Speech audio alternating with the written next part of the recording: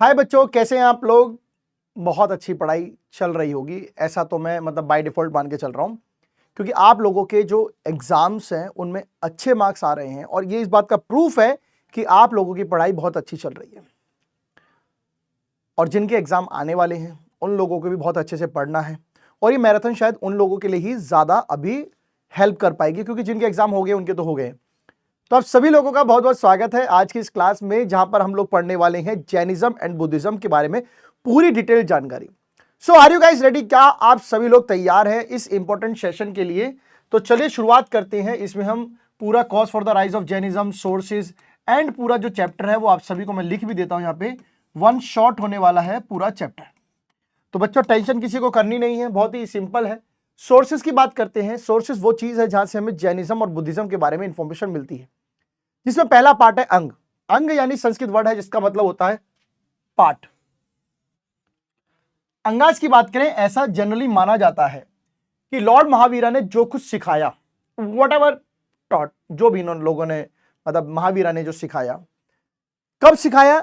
ओमनीसाइंस के बाद। ओमनीसाइंस मतलब जब पूरे ज्ञान की प्राप्ति हो गई, पूरी नॉलेज जब आ गई, सो उसको जो है इनके चेलों ने जो कुछ भी इन्होंने सिखाया, तो उनके चेलों ने इसे 12 पार्ट्स में बना दिया। और हर पार्ट को, जो 12 पार्ट्स को जिसको अंगा कह रहे हैं, अंग अंग अंग पार्ट पार्ट पार्ट 12 अंगाज। तो अंग जो है वो संस्कृत वर्ड है।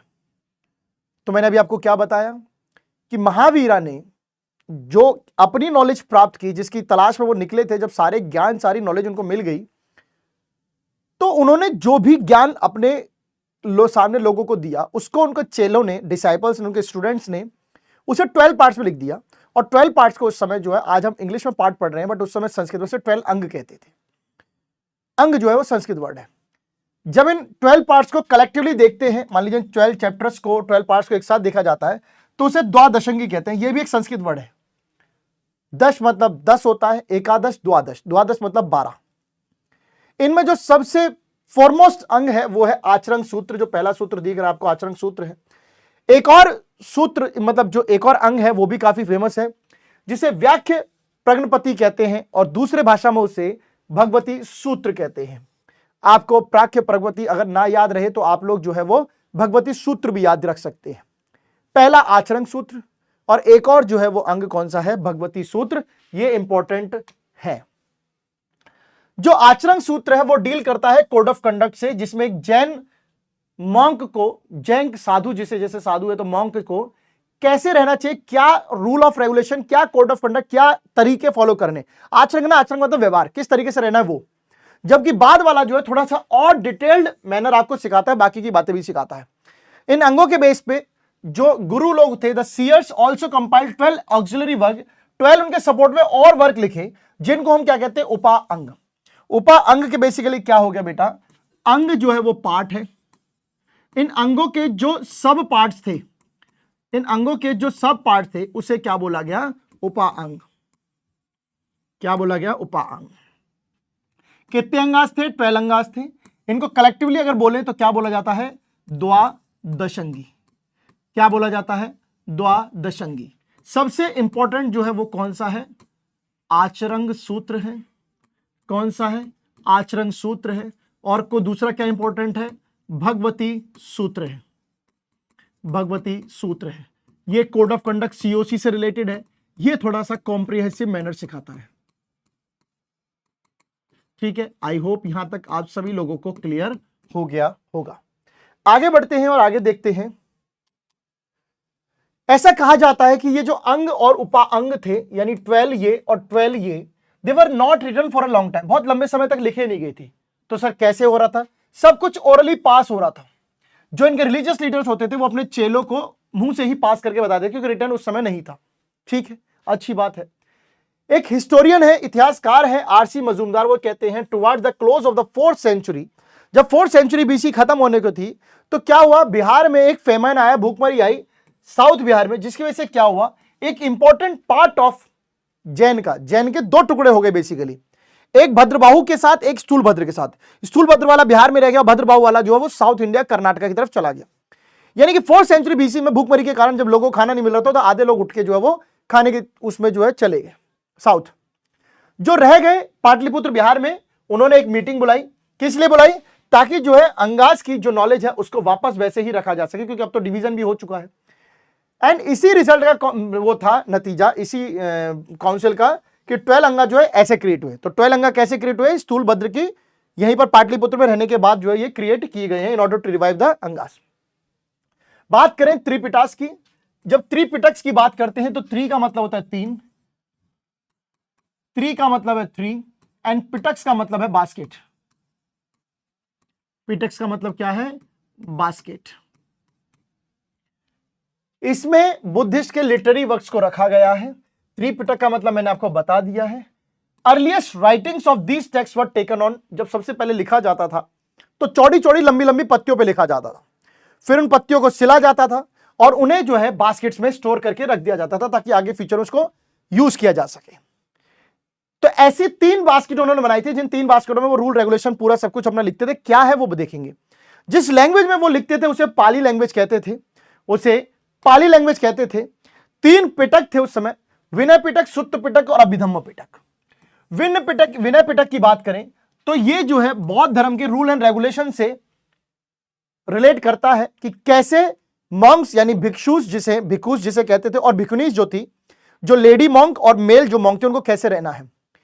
विनय पिटक में इस बात की भी जानकारी मिलती है कि बुद्ध की जो लाइफ और टीचिंग्स थी वो कैसी थी, as well as some important aspect of Indian history, custom, tradition, culture, वो भी उस जमाने में जो जैसा था वो भी उन्होंने बताया है। ये सब कुछ आपको विनय पिटक में आपको देखने को मिल रहा है। बात करें सुत्त पिटक की तो इसमें गौतम बुद्ध के डिस्कशंस बताए गए हैं। हर अलग अलग मौके पर जो उन्होंने डिस्कशन दिए थे अपने चेलों को, वो सब बताए गए हैं। It also has the discussion of some of the disciples of Buddha such as Sariputra और आनंदा and others। इस सुत्त पिटक में गौतम बुद्ध के डिस्कशन तो है ही है, साथ में उनके खास चेलों के भी डिस्कशन है, जिनमें से आनंद सबसे ज्यादा फेमस रहे हैं। थेरीगाथा एक रिलीजियस यूनिक बुद्धिस्ट टेक्स्ट है जो कि सुत्त पिटक का पार्ट है, जिसमें क्या है? भिक्षुनीस के द्वारा कंपोज किए गए बनाए हुए दोहे हैं, जैसे कबीर के दोहे थे ऐसे। इसमें आपको सुत्त पिटक में और इन दोहे में जो थेरीगाथा है, खासकर थेरीगाथा की बात करके वो उसी का पार्ट है, तो उसमें आपको फीमेल की सोशल एंड स्पिरिचुअल लाइफ का पता चलता है। गौतम बुद्ध की जिंदगी की पढ़ाई के बारे में एक चीज और है, धम्मपद यानी सच के मार्ग वाली बातें उन्होंने बहुत बताई हैं। ठीक है, ठीक है। नेक्स्ट बात करें तो हम बात करते हैं जातक की। नेक्स्ट बात करें तो जातक की बात करते हैं। जातक का मतलब होते हैं कहानियां, वो कहानियां जो गौतम बुद्ध के जन्म से पहले के बारे में, उनके बारे में बताती हैं कि जन्म से पहले गौतम बुद्ध कहां पर ह्यूमन के रूप में थे, कहां एनिमल फॉर्म में थे, ये सब बातें बताई जाती है। और हर कहानी की शुरुआत किसी ना किसी एक ओकेजन से होती है कि उस जमाने में दिवाली का त्योहार था, होली का त्योहार था, इस तरीके से। और जहां पे बुद्धा को जो है ये बताया गया है कि identify the lives of the people in the introductory story with such people from the past के लोगों की लाइफ को और बुद्धा की लाइफ को कनेक्ट करके बताया जाता है। फ्यूचर बुद्धा उनको बताया गया उसमें कि फ्यूचर में बुद्धा जो कभी राजा बनेंगे, कभी जाति से बाहर निकाल गए, कभी भगवान है, कभी एलिफेंट है, बट कोई भी रूप में रहे हो, कुछ ना कुछ आपको हाईलाइट करके वो एम मोरल देखे गए हैं। Causes for the rise of Jainism and Buddhism, यहां से क्वेश्चन बनता है कि ऐसे क्या रीजन थे जिनकी वजह से जैनिज्म एंड बुद्धिज्म बना। तो एक सबसे पहला जो सबसे सिंपल नजर आता है वो ये कि बेटा जो हिंदू धर्म में जो समस्याएं आ रही थी, हिंदू धर्म में जो प्रॉब्लम आ रही थी, उसके बाद से जो है वो जो है उसके डीमेरिट्स का फायदा मिला जैनिज्म एंड बुद्धिज्म को। सबसे पहला रिएक्शन अगेंस्ट रिचुअलिज्म। अब सुनिएगा क्या है। रिलीजियस सेरेमनी जो थी उस जमाने में दे बिकम वेरी एक्सपेंसिव, बहुत महंगी थी। पंडितों के द्वारा करवाई जाने वाली जो रिचुअल्स थे, परंपराएं थी, वो बहुत महंगी मानी जाती थी, जो कि ऑर्डिनरी पीपल की लिमिट से बहुत बाहर थी, है ना। और पुजारी इस बात को, कॉमन पीपल की सफरिंग, कॉमन पीपल की प्रॉब्लम्स को समझते भी नहीं थे, इसलिए लोग जो है वो इस धर्म से परेशान हो रहे थे। बात करें करप्शन इन रिलीजन की, क्योंकि पुजारी हमेशा पैसा बनाने में लगे हुए थे, तो वो हमेशा ऑर्डिनरी पीपल को एनकरेज करते थे कि आपको यज्ञ कराना चाहिए। यज्ञ में एक्चुअली पुजारी का फायदा है ना, और वो उनके औकात से बहुत बाहर होता था। इस बात को क्षत्रिय जो लोग थे वो ब्राह्मण की इस बात को मना भी कर रहे थे कि भैया ये ब्राह्मणों का डोमिनेंस चल रहा है, ये गलत है, ये गलत है। सो कॉमन पीपल जो है वो अपने इस बात से परेशान होकर पुजारी के इस एटीट्यूड को पसंद नहीं कर रहा था। वो कह रहा था कि करप्शन हो चुका रिलीजन में, पंडित सिर्फ पैसा खाने के लिए बने और किसी चीज के लिए नहीं है। तीसरी बात करते हैं रिजिड कास्ट सिस्टम। आप सभी जानते हो कि सोसाइटी में ब्राह्मण, क्षत्रिय, वैश्य, शूद्र नाम के 4 डिवीजन आपको देखने को मिले हैं और इनमें कोई सोशल मोबिलिटी भी नहीं थी, यानी कि ब्राह्मण चाहकर भी क्षत्रिय शूद्र का काम नहीं कर रहा है, क्षत्रिय शूद्र चाहकर ब्राह्मण का काम नहीं कर सकते हैं, है ना। And one caste not become a member of the other caste, ये तो पॉसिबल ही नहीं था, है ना। There were restriction on the basis of caste on food, drinks, marriage, interchange of caste also impossible. ना आप दूसरे के साथ खा सकते हो, ना बैठ सकते हो, ना कोई शादी, ना ब्याह, कुछ भी पॉसिबल नहीं था। Fourth is difficult language.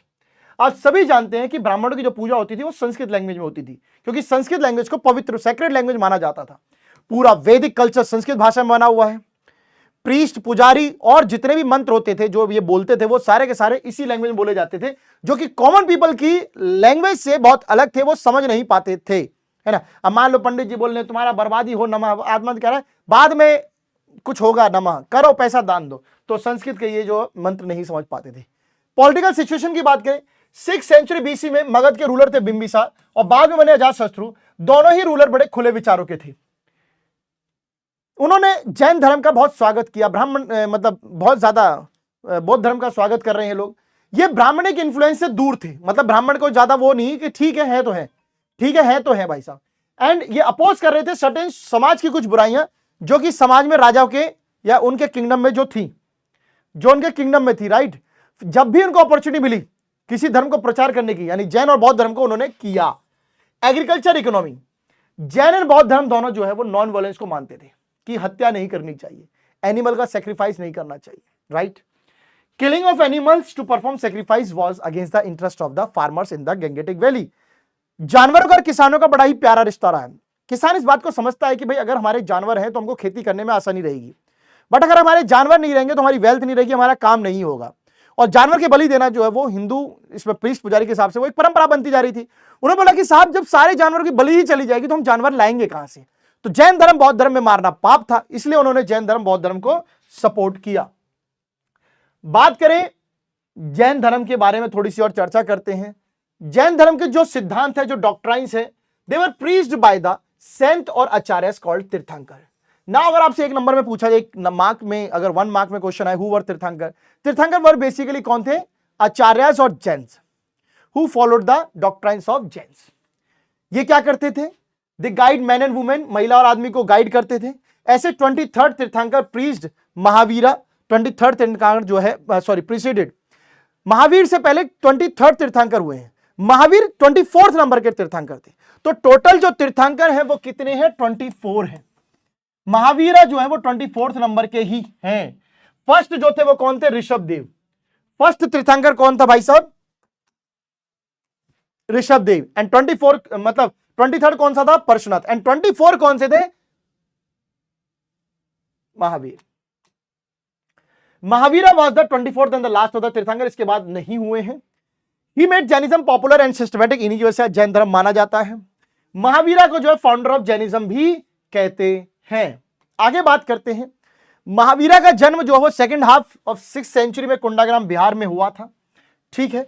ये सभी ब्रांच ऑफ जो पढ़ाई होती है उसमें नॉलेज ले चुके थे, काफी अमीर घर से थे।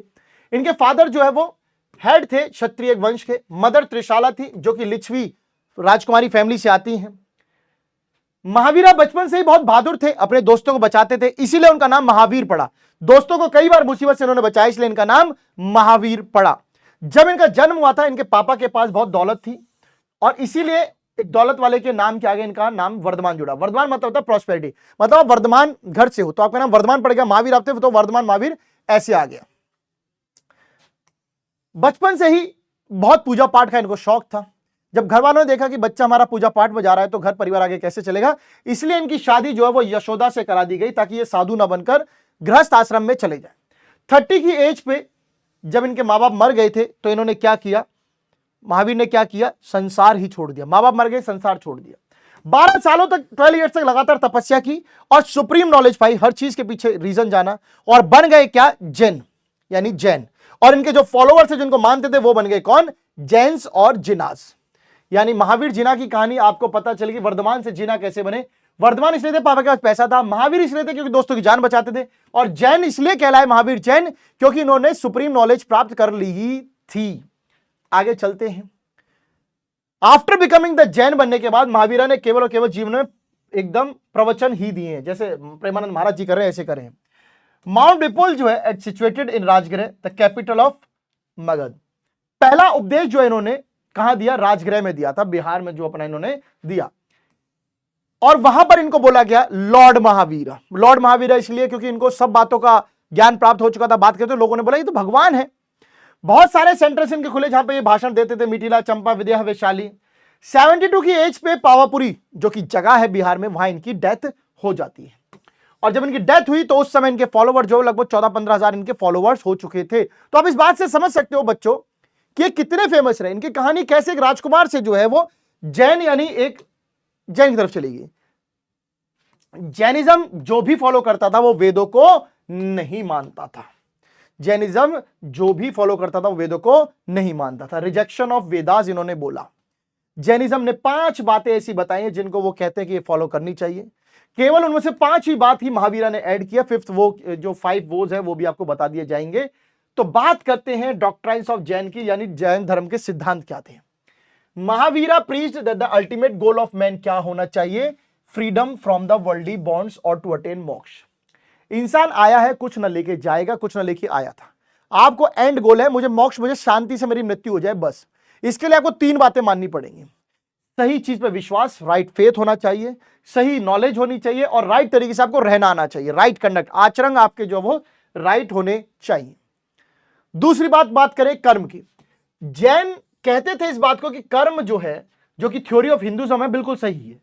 यानी कि जैसा आप करोगे, आपको जो भी आपको फल मिल रहा है वो आपके एक्चुअल में कर्म का ही रिजल्ट है ना। गुड डीड्स, अच्छे कर्म ही आपको मृत्यु और लाइफ के चक्कर से बचा सकते। देखिए आपने कोई अच्छा काम नहीं किया, आपको मान लो कुत्ते का जन्म हो गया, अब आप कह रहे हैं भगवान मुझे कुत्ते के जन्म से कैसे भी करके आजादी मुक्ति दे दे। अच्छे काम करने के तो इन सब चीजों से मुक्ति मिल जाएगी। इक्वालिटी की बात करें, महावीर ने शुरू से ही इक्वालिटी की बात की, मैन एंड मैन की, as well as between the man and women की भी। महावीर ने साफ बोला हर आदमी बराबर है और आदमी औरत भी बराबर है, यानी ऑल आर इक्वल। उन्होंने यूनिवर्सल भाईचारे की बात की है, चाहे वो किसी भी जाति के आदमी हो, किसी कलर के हो, कोई फर्क नहीं पड़ता। महावीर का यह मानना था कि अच्छी आदतें आपको जो है मोक्ष की प्राप्ति करवा सकती हैं। जितने भी लिविंग थिंग्स है, चाहे वो छोटा इंसेक्ट हो, चाहे एक बड़ा आदमी हो, वो सबको जो है शिद्दत के साथ अच्छे काम करते रहना चाहिए, अच्छी दया भावना के साथ चलते रहना चाहिए। Eternal soul. महावीर जैन इसमें भी हिंदू धर्म वाली बिल्कुल बात मानते हैं कि शरीर मर सकता है बट आत्मा नहीं मर सकती। सैल्वेशन, मोक्ष प्राप्ति। हिंदू की तरह जैन धर्म मोक्ष की प्राप्ति में आजादी को बिल्कुल मानते थे, लाइफ और बर्थ से। इसमें नहीं रहना चाहिए कि भाई मोक्ष के अगले जन्म क्या होगा, फिर क्या होगा। एंड ये सब अचीव होगा by the living an austere life. Austere life मतलब अगर आप साधु बन जाते, भाई आप सोचिए साधु क्या चाहता है। कभी आपने सुना कि साधु ने बोला कि मुझे BMW मिल जाती, मैं PM बन जाता, या मुझे कुछ हो जाता है, कुछ ऐसी कोई बात सोचता है? साधु नहीं सोचता। इनका कहना यह था कि अगर आपकी साधु वाली लाइफ है और आप नॉन वायलेंस पे विश्वास रखते हो, सेल्फ डिनाइल करते हो, सेल्फ मतलब आपको कोई कुछ देने को भी आए तो आप खुद से मना कर दो, नहीं चाहिए। तो वही त्रिरत्न वाली बात होगी, सही विचार, सही कंडक्ट, सही नॉलेज, वही सब सैल्वेशन प्राप्ति की तरफ ले जाते हैं। Belief in penance. पेनेंस मतलब तपस्या। तपस्या जैन का मानना था तपस्या ज्यादा से ज्यादा होनी चाहिए। अगर आपको मोक्ष की प्राप्ति के बिना मरना है, संतेराय सले खाना वो एक आप लोगों के लिए काबिल चीज हो सकती है, इंपॉर्टेंट चीज हो सकती है। जैनिज्म ने बहुत ज्यादा स्ट्रेस जोर दिया सीवियर पेनेंस पे, तपस्या पे, जहां कुछ लोग ही केवल जो है वो ऑस्टियर लाइफ जी सकते। देखिए ज्यादा खतरनाक तरह की मतलब साधना करके साधु बनना हर किसी की बस की बात नहीं है। इसीलिए जैनिज्म के बहुत कम फॉलोवर थे। जैनिज्म के फॉलोवर कम थे। इतना सब होने के बाद भी जैनिज्म के फॉलोवर ज्यादा होने चाहिए, बट हुए क्यों नहीं? क्योंकि जैन धर्म में अगर वो बोल रहे हैं खुद की तपस्या करो, तो पूरे दिन कौन तपस्या करे भाई, समझ रहे हो। नेक्स्ट बात करें स्प्रेड ऑफ जैनिज्म के बारे में। जैनिज्म को कुछ राजाओं का भी सपोर्ट था, इसलिए वो कौशल, मगध, मिथिला, चंपा और अदर पार्ट्स ऑफ कंट्री में स्प्रेड हो पाया। लॉर्ड महावीर ने कई जगह मोनास्ट्री बनाई है जहां पर जो वो लोगों को पढ़ाते थे, साधुओं को पढ़ाते थे, और वहां पे वो ऑस्टियर लाइफ भी जीते थे।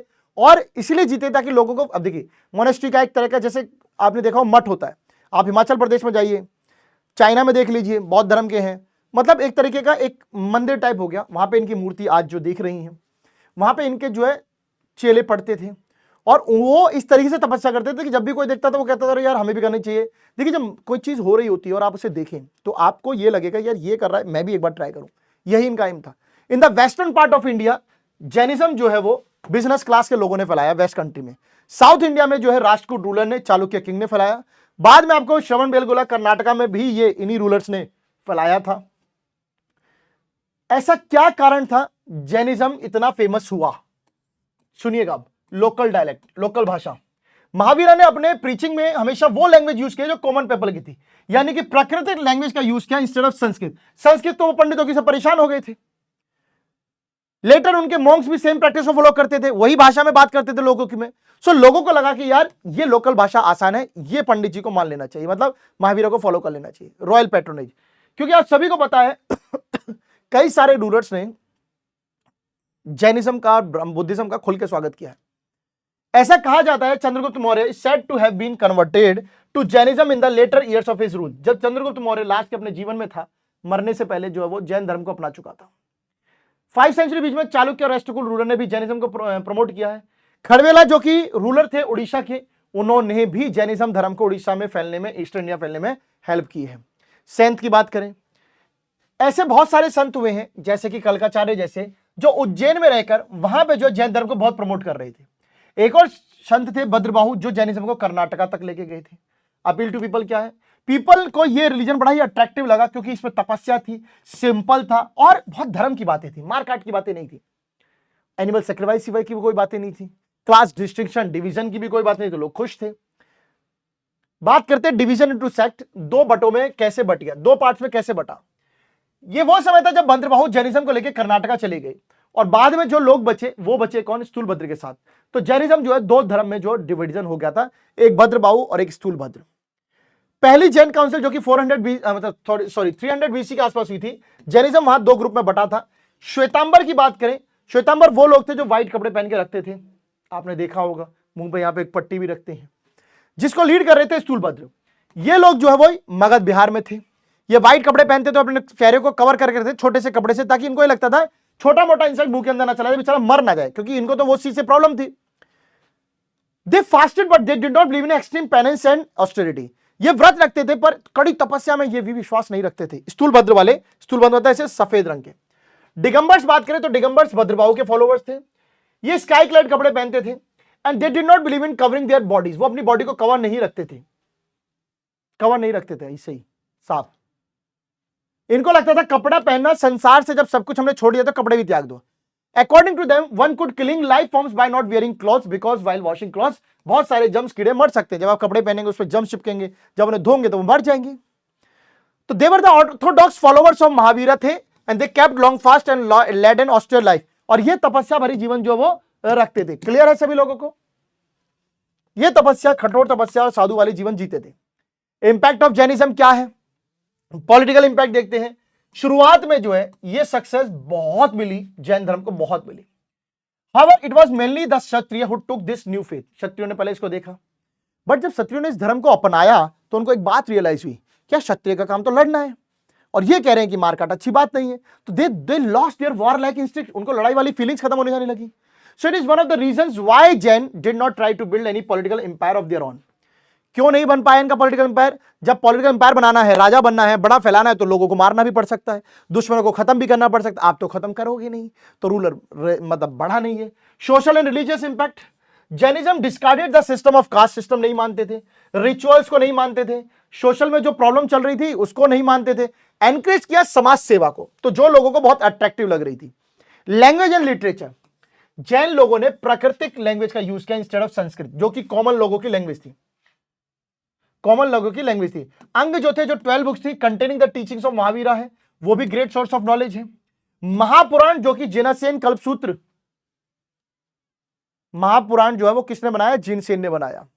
कल्पसूत्र किसने बनाया? भद्रबाहु ने बनाया। ये वो किताबें हैं। और रत्नमालिका जो राष्ट्रकूट रूलर अमोघ वर्षा ने बनाई, ये वो लिटरेरी वर्क है जिनमें ज्यादातर जो है अर्धमगधी या प्राकृतिक लैंग्वेज में इन्होंने कुछ अपने कल्चर के बारे में, अपनी बातों के बारे में बताया हुआ है।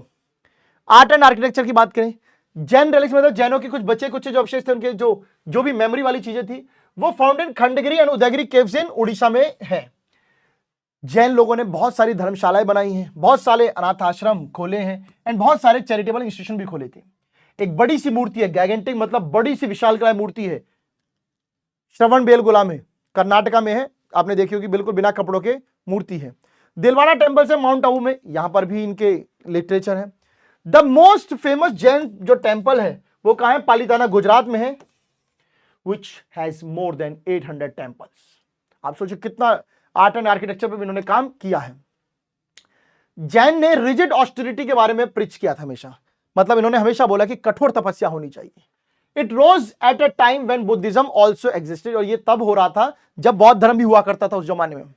सो theory of ahimsa was extended even to wearing of clothes. उनकी जो अहिंसा वाली थ्योरी थी वो कपड़ों तक गई, क्या कपड़े पहनेंगे तो भी मरेंगे, मतलब प्रॉपर ही सोच अलग जा रही है। And this factor prevented from getting popular support, इसलिए लोग जो है वो सपोर्ट ज्यादा नहीं कर रहे थे। अब लोगों के मन में भी आ रहा है, क्षत्रिय कह रहे हम लड़ नहीं पा रहे, लोग कह रहे फिर क्या हम नंगे रहे। दूसरी बात, डिक्लाइन ऑफ जैनिज्म के बारे में देखते हैं। पहला रीजन तो ये हो गया, इनकी कठोर बातें, तपस्याएं। The religion did not spread to foreign countries, it did not have missionary effort, क्योंकि जैन लोग खुद नहीं चाहते थे कि इसको मिशनरी लेवल पे, बड़े लेवल पे जो धीरे धीरे इसको बढ़ाया जाए, तो जितने हैं ठीक है। तीसरी चीज, जैनिज्म को ज्यादा राजाओं से भी सपोर्ट नहीं मिल रहा था। In contrast Buddhism received a large scale support from Harsha, मतलब जितना सपोर्ट बुद्धिज्म को मिला उतना जैन धर्म को नहीं मिला, इसलिए जैन धर्म बौद्ध धर्म से छोटा, जैन धर्म जो है वो बौद्ध धर्म से छोटा पड़ गया। और देखते हैं, जैनिज्म ने हालांकि इक्वलिटी ऑफ मैन की बात की, बट इन्होंने कभी भी ये चीज खत्म नहीं की, हाई अमीर और गरीब लोगों की पोजीशन जो वो कैसे खत्म की जाए, सब बराबर होनी चाहिए, बट कैसे हो ये उस पर कोई काम नहीं कर रहे। गुप्त पीरियड के टाइम पे हिंदुज्म जो एक बार फिर से पॉपुलर हुआ और फिर जो है जैन धर्म को झटका लगता है, लोग फिर से हिंदू धर्म को फॉलो करने लगते हैं। बात करते हैं गौतम बुद्धा की। जैन धर्म क्लियर है सभी लोगों को? आई होप कि आप लोगों को क्लियर हो गया होगा। बात करते हैं बौद्ध धर्म की।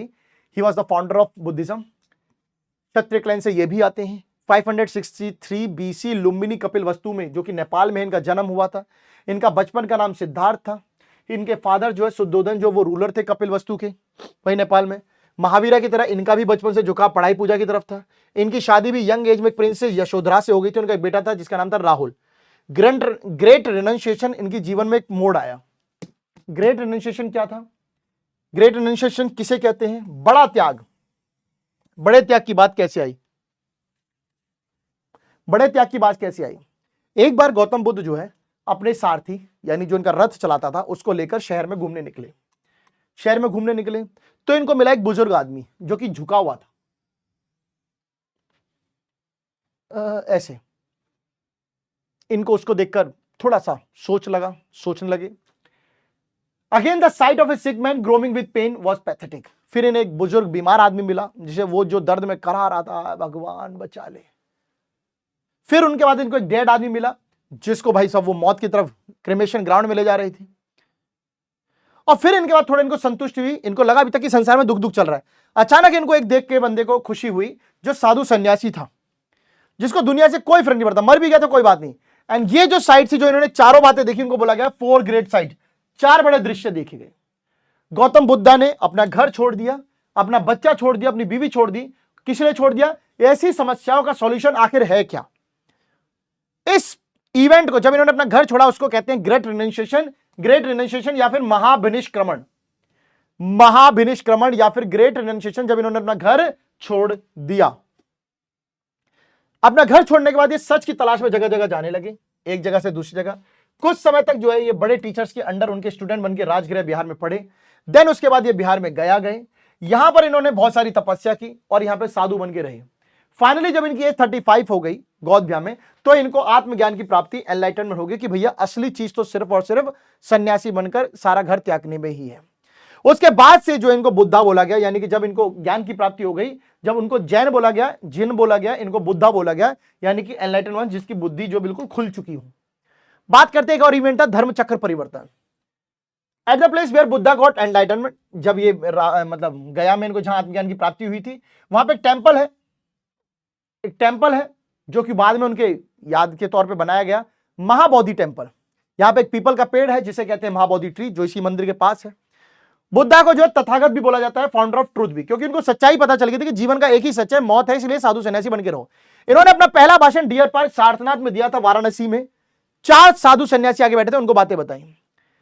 This event in the history of Buddhism is known as the Dharma Chakra परिवर्तन। धर्म चक्र परिवर्तन मतलब अब धर्म का चक्र बदलेगा, क्योंकि ये सच्चाई की बातें सबको बता रहे हैं कि सच आखिर है क्या। जीवन में पैसा कमाना नहीं है।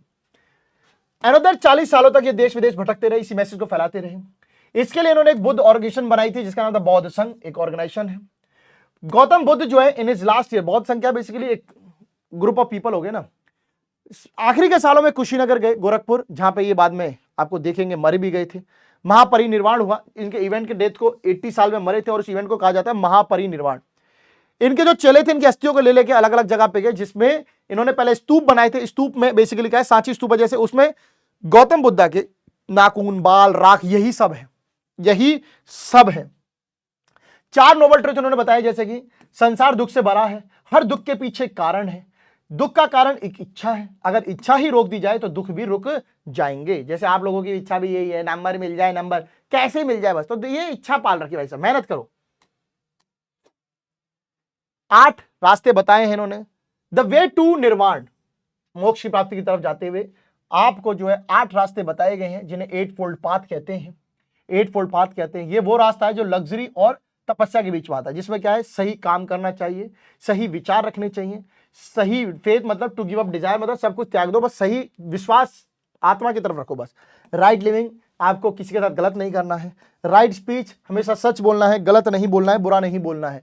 राइट एफर्ट, हमेशा अच्छी मेहनत करनी है, हमेशा अच्छी और पवित्र चीजों को अपने पास रखना है। सही तपस्या करनी है, उस पर कंसंट्रेट करना है। और हेल्ड दैट द पूरा यूनिवर्स वाज कंट्रोल बाय, एक धर्म से कंट्रोल होता है, यानी कि एक यूनिवर्सल लॉ से, वो भगवान का है। उस पर यही है कि अच्छे काम करोगे तो बिल्कुल जाओगे अच्छी जगह, वरना तड़पते रह जाओगे, कुत्ते बिल्ली की मौत मर जाओगे भाई साहब। कोड ऑफ कंडक्ट, बुद्धा ने अपने धर्म में कुछ कोड ऑफ कंडक्ट बताए थे। झूठ नहीं बोलना है, कोई प्रॉपर्टी नहीं रखनी है, मैं त्याग क्या है तुम भी त्यागो, कोई अल्कोहलिक नहीं पीना है, कोई वायलेंस नहीं करना है, किसी गलत काम में नहीं फंसना है। यानी संसार परिवार भी वो गलत मान रहे हैं, पर छोड़ दो, त्याग दो सब परिवार सब त्याग दो। बात करें संघ, वो ऑर्गेनाइजेशन गौतम बुद्ध ने लोगों को पढ़ाने के लिए ऑर्गेनाइजेशन बनी थी, इसका नाम था संघ। ये एक मोनास्टिक ऑर्डर था जो कि बुद्धिज्म को फैलाने के लिए बनाया गया था, मतलब यहाँ पे कुछ लोग थे। ये बहुत ही पावरफुल इंस्टीट्यूशन बाद में बना है, क्योंकि यहां से जो है बौद्ध धर्म को दूर दूर तक फैलाया गया था, तो लोग संघ को बहुत इंपॉर्टेंस देते थे। एंड यहाँ के कुछ प्रिंसिपल थे जो संघ के अकॉर्डिंग चलाए जाते थे, जैसे कि अब प्रिंसिपल देख लेते हैं। मेंबरशिप, इसमें मेंबरशिप फीमेल को भी मिलती थी, मेल को भी मिलती थी, यानी भिक्षुस भी थे, भिक्षुणी भी थे, नन्स और मॉन्क्स दोनों थे। इनको यहाँ पे आने से पहले इस वर्ल्ड को छोड़ना पड़ता था, कि वर्ल्ड से कोई लेना देना नहीं है। मिनिमम एज 15 ईयर्स होनी चाहिए थी, जब आप बुद्धा के टाइम पे ये थे, बाद में एज बढ़ी गई थी। Members had to take the oath, शपथ लेनी पड़ती थी, बुद्धम शरणम गच्छामि, दुद्धम धर्मम गच्छामि एंड संगम शरणम गच्छामि, ये इनकी शपथ होती थी। और इनको 10 साल की ट्रेनिंग तक, मतलब 25 साल तक इनको यहीं पे यही ट्रेनिंग करनी पड़ती थी। 10 कमांड दी जाती थी, सच बोलना है, ब्रह्मचर्य के साथ चलना है, कोई छोटे मोटे कीड़े को पाप नहीं करना है, कोई प्रॉपर्टी नहीं, म्यूजिक नहीं सुनना, मील्स खाना सही समय पे खाना है, कोई नशीले वो नहीं, कोई महकते हुए सामान कपड़े यूज नहीं करने, तकिया के बिना, not to sleep on cushion, तकिया के बिना सोना है, नॉट टू कीप मनी, पैसा नहीं रखना है, भीख मांगनी है बस। विहार्स, विहार्स एक तरह की धर्मशाला है जहां पे भिक्षुस और भिक्षुणी रहते थे। जब वो कहीं धर्म का प्रमोट करने जाते थे, उनको रोकने के लिए धर्मशाला, जिसे विहार्स कहते थे। विहार्स में सेपरेट सेक्शन होता था मेल फीमेल के लिए, ताकि क्योंकि वो गौतम बुद्धा का कहना था भाई आपको तपस्या में रहना, ब्रह्मचर्य में रहना है, तो आपको जो है चेस्टिटी, डिवोशन, प्योरिटी में रहना है, तो किसी महिला के साथ आपके संबंध नहीं होने चाहिए। जब 4th बुद्धिस्ट काउंसिल थी तो बौद्ध धर्म भी जो है 2 पार्ट में बट गया था, हिनायन और महायान। हिनायन जो था वो बौद्ध धर्म को लेटर के रूप में देखता था, शब्दों के रूप में देखता था, एक आत्मा के रूप में देखता था। उन्होंने बोला कि भगवान नहीं है, हम मानते हैं, भगवान नहीं है मानते हैं। हिनायन जो है 8 पाथ जो गौतम बुद्ध के थे उसको ही मोक्ष प्राप्ति का जरिया मानते थे। उन्होंने पूछी, मतलब जो मूर्ति पूजा उसको बंद किया। And they does not believe that Gautam Buddha was God. वो ये नहीं मानते थे कि बुद्धा भगवान है, वो तो बुद्धा को इंसान मानते थे कि अच्छी बातें बता के गए, जिन्होंने अपनी मेहनत से निर्वाण की प्राप्ति की है। इनके फॉलोवर्स जो थे पाली लैंग्वेज का यूज करते थे। Hinayana is found in India, Sri Lanka, ISM, India, Sri Lanka, Myanmar, Cambodia और लाओस में यहां पे पाया गया है। महायान की बात करें, ये बताते हैं बड़ा मकसद मोक्ष प्राप्ति का, यानी जिसमें आप हिंदुइज्म को ही फॉलो करो और बुद्धिज्म को ही फॉलो करो। महायान का मानना यह था कि बुद्धिज्म जो है वो भगवान के अवतार है, क्योंकि हिंदुओं में तो हर चीज पर भगवान के अवतार मान लेते, मूर्ति पूजा। And he was one who could ensure solution, उन्हीं से मोक्ष की प्राप्ति हो सकती है। इन्होंने ही कॉन्सेप्ट ऑफ बोधिसत्व जो है वो डेवलप हुआ था। बोधिसत्व क्या है वो भी आप लोगों को बताएंगे। बोधिसत्व बेसिकली वो पवित्र बुद्धिस्ट हैं, वो पवित्र बुद्धिस्ट लोग हैं जो कि अभी निर्वाण की तरफ, यानी बुद्ध नहीं बने, यानी उनको पूरे ज्ञान की प्राप्ति नहीं हुई है, बट वो उस तरफ पढ़ रहे हैं, लिख रहे हैं। In fact they were Buddha in the making, Buddha बनने की अभी प्रक्रिया में है। दे मेड देयर गोल, उनका गोल था कि आपको स्वर्ग की प्राप्ति करनी है, रेदर देन द निर्वाण, यानी मोक्ष की प्राप्ति नहीं, स्वर्ग पे ध्यान देना है। द इमेज जो वर्शिप इमेज थी Buddha Bodhisattva became an important component of Mahayana, जो है वो इनको बहुत मानते थे, इनको बहुत मानते थे। आगे चलते हैं। बुद्धिस्ट स्कॉलर जैसे Nagarjuna, Asanga, they founded the Mahayana sect, they wrote their scriptures in Sanskrit language. Kanishka जो कि रूलर थे was a follower of Mahayana को मानते थे। The followers of this sect was found in north west India, south east Asian countries, China and Japan में जो है ये इनको माना जाता है। Impact of Buddhism social life पे क्या था? बौद्धिज्म ने जो है सोच समझ, इंटेलिजेंट और ट्रेडिशन की बात की एंड समाज में जितनी वीकनेस उसको बताया कि भाई ये बुराइयां आप सोचो समझो जरा करो। The weaker section of the society, जो कि कमजोर आदमी है उसको बहुत लोग सताते हैं, अगर उसको अपॉर्चुनिटी मिले कुछ जीवन में कहने की तो कहे तो उसकी मदद करो हमेशा। पॉलिटिकल इंपैक्ट की बात करें, शाक्य, वज्जी, मल्ला जो है ये बुद्धिज्म को फॉलो करते थे। यहां तक कि अशोक और कनिष्क जो है वो बुद्धिज्म को अपने धर्म, स्टेट का जो रिलीजन बना चुके थे, तो बौद्ध धर्म को बहुत प्रमोशन मिल रहा था। Cultural impact, Buddhism spread far and दूर दूर तक, वाइड, कंबोडिया पंबोडिया वहां तक गया। It had a far reaching cultural impact, पूरे देशों में था। They emerge their cultural contact with India, और दूसरे देशों के साथ कल्चरल कॉन्टैक्ट बनने लगा। इस तरीके से कल्चरल इंपैक्ट आया बुद्धिज्म की वजह से। लैंग्वेज एंड लिटरेचर, त्रिपिटक और जातक जो है मोस्ट इंपोर्टेंट लिटरेचर वर्क रहे बुद्धिस्ट के। बिसाइड दिस, इनके अलावा जो है इन सबको जो है पाली लैंग्वेज में लिखा गया है ना। पाली लैंग्वेज में और किसको लिखा गया है भाई? त्रिपिटक है, जातक है, उसके अलावा दीपवंशा है, महावंशा है ना, सौदनंदर है, ललित वर्षा, ये सब जो है सब के सब वर्क बुद्धिस्ट लैंग्वेज में संस्कृत में लिखे गए हैं। ऊपर के जो 4 हैं वो पाली लैंग्वेज में लिखे गए हैं। आर्ट एंड आर्किटेक्चर की बात करें, बहुत कंट्रीब्यूशन दिया है, जैसे स्तूप बनाए, चैत्य बनाए, विहार बनाए, रॉक कट टेंपल बनाए। स्तूप आप जानते हैं डोम शेप्ड होता है, ऐसे वाला जो आपने देखा होगा, जिसमें क्या होता है बुद्धिस्ट के बाल, दांत, हड्डियां ये रखे गए हैं। स्तूप जो सांची, भरूच और अमरावती में बहुत एग्जाम्पल है इनके।